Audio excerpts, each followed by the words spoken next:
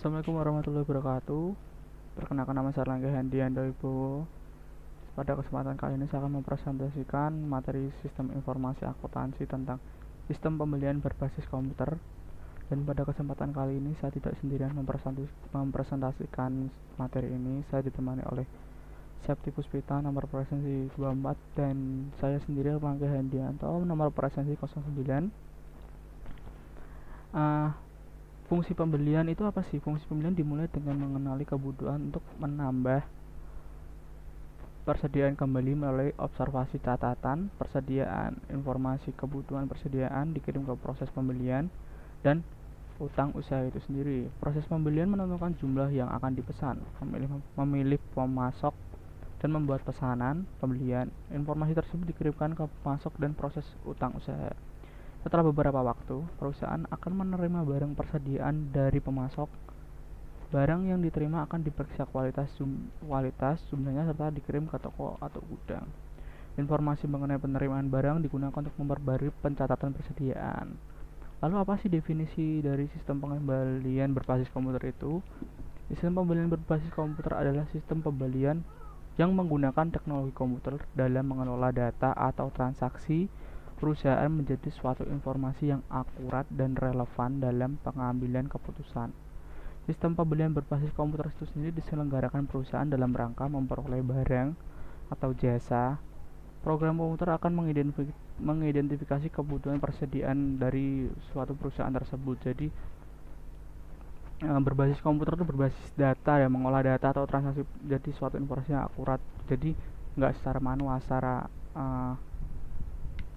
secara otomatis oleh sistem komputer itu sendiri dan bisa dipilah-pilah oleh sistem komputer itu sendiri. Lalu ada dokumen-dokumen yang terkait tentang sistem pembelian berbasis komputer itu sendiri. Yang pertama ada surat permintaan pembelian. Nah, pada dokumen ini merupakan formulir yang diisi oleh fungsi gudang untuk meminta fungsi pembelian melakukan pembelian barang dengan jenis, jumlah, mutu seperti yang tersebut dalam surat permintaan pembelian. Jadi dokumen itu terlampir apa sih yang mau dibeli, jenisnya, jumlahnya, dan mutunya itu sendiri.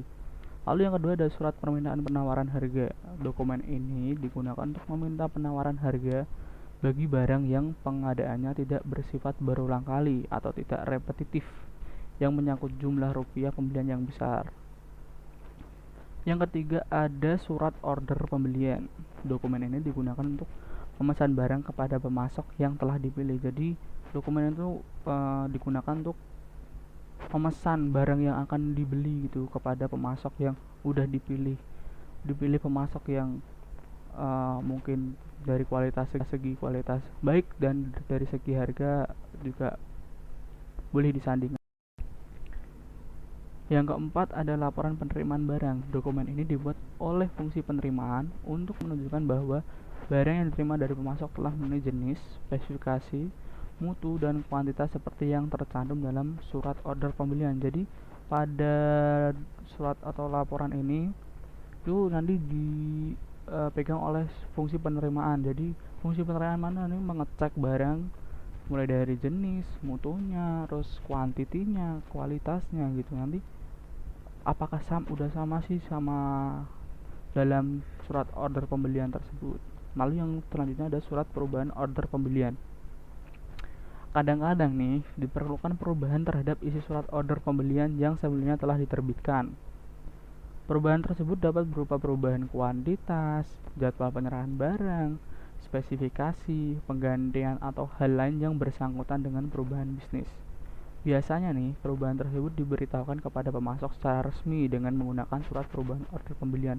Jadi nggak serta-merta langsung diubah itu, nggak serta. Jadi tetap ada suratnya, yaitu surat perubahan order pembelian. Dan yang terakhir, dokumen yang terkait adalah bukti kas keluar. Dokumen ini dibuat oleh fungsi akuntansi untuk dasar pencatatan transaksi pembelian.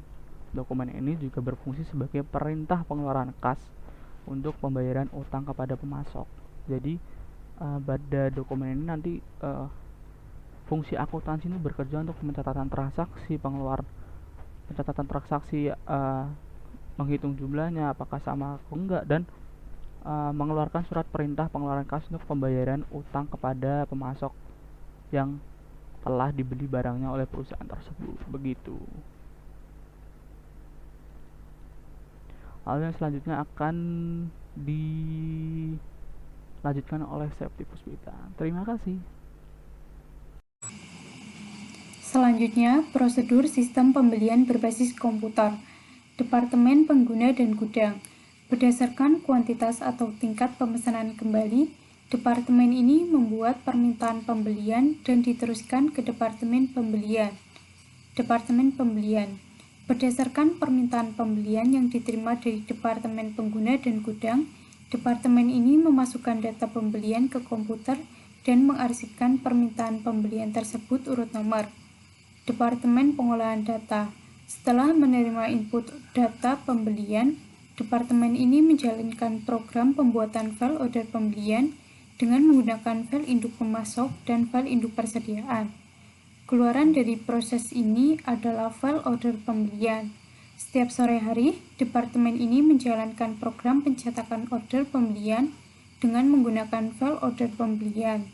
Keluaran dari proses ini adalah order pembelian sebanyak 5 lembar dan seluruhnya diserahkan ke Departemen Pembelian. Departemen Pembelian. Setelah menerima cetakan order pembelian, manajer Departemen Pembelian mengkaji dan menandatangani.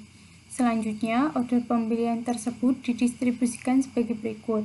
Lembar ke-1 dikirimkan kepada pemasok, lembar kedua diteruskan ke Departemen Penerimaan Barang, lembar ketiga diteruskan ke bagian utang, lembar keempat diserahkan ke Departemen Peminta Barang atau Gudang, lembar kelima bersama-sama dengan permintaan pembeliannya diarsipkan urut nomor dokumen. Berikut adalah flowchart dari sistem pembelian berbasis komputer. Departemen Pembelian menerima permintaan pembelian dari Departemen Pemakai dan Gudang. Selanjutnya, Departemen Pembelian memasukkan data pembelian ke dalam komputer dan mengarsipkan permintaan pembelian urut nomor. Selanjutnya, Departemen Pengolahan Data membuat file order pembelian dengan menggunakan file induk pemasok dan file induk persediaan. Keluaran dari proses tersebut adalah file order pembelian. Setiap sore hari, Departemen Pengolahan Data mencetak order pembelian dengan menggunakan file order pembelian. Keluaran dari proses tersebut yaitu order pembelian sebanyak 5 lembar dan seluruhnya diserahkan ke Departemen Pembelian. Kemudian oleh manajer pembelian direview dan ditandatangani. Selanjutnya, order pembelian tersebut didistribusikan dengan rincian sebagai berikut. Untuk lembar ke-1 diserahkan ke unit peminta. Lembar kedua diteruskan ke bagian penerimaan. Lembar ketiga diteruskan ke bagian utang. Lembar keempat diteruskan ke unit peminta. Lembar kelima bersama-sama dengan permintaan pembeliannya diarsipkan urut nomor. Selanjutnya, pengendalian sistem pembelian. 1. Pengendalian organisasi. Terjadinya tanggung jawab antara unit yang bertanggung jawab dalam pengendalian persediaan mesti terpisah dengan unit yang bertanggung jawab dalam mencatat transaksi. Demikian juga unit yang mencatat pengeluaran kas mesti terpisah dari unit yang mengeluarkan cek. 2. Pengendalian dokumen. Pada proses pembelian, setiap menggunakan dokumen harus ada dokumen yang didokumentasikan. Setiap kebijakan yang terkait dengan pembelian harus dinyatakan secara tertulis. 3. Pengendalian praktik manajemen. Praktik manajemen yang baik meliputi pelatihan karyawan yang sesuai dengan bidang, prosedur yang jelas atas pengembangan sistem atau perubahan atas sistem yang sudah berjalan, serta adanya audit rutin atas siklus pembelian. 4. Pengendalian akses, seperti adanya password, pembatasan hak akses terhadap komputer, pembuatan backup data secara rutin, pembatasan akses masuk gudang tempat penyimpanan barang, dan lain sebagainya. Sekian pemaparan materi dari kelompok kami. Apabila ada kesalahan kami mohon maaf. Wassalamualaikum warahmatullahi wabarakatuh.